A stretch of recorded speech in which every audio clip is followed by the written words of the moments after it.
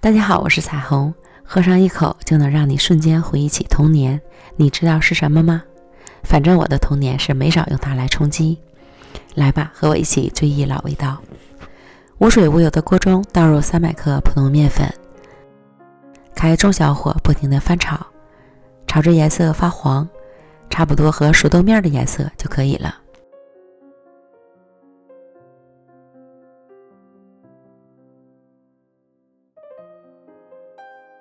盛出来再锅筛一遍，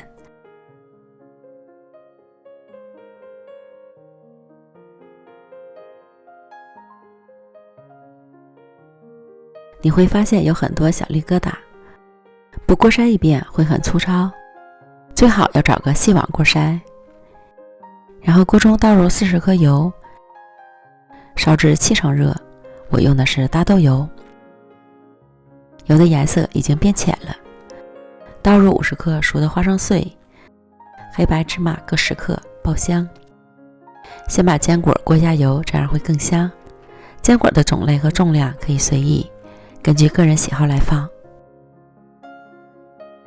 炒出香味后关火，再倒入锅筛后的面粉，再加入10克香油增香，翻拌均匀即可出锅。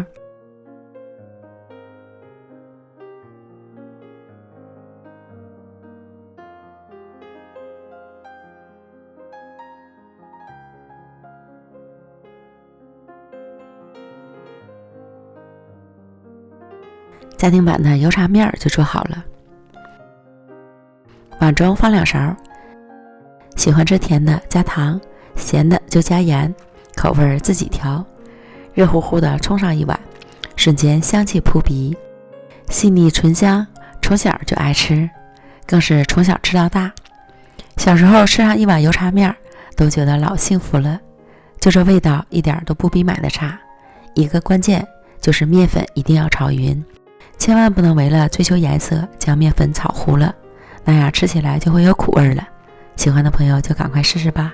美食天天更新，咱们明天见，拜拜。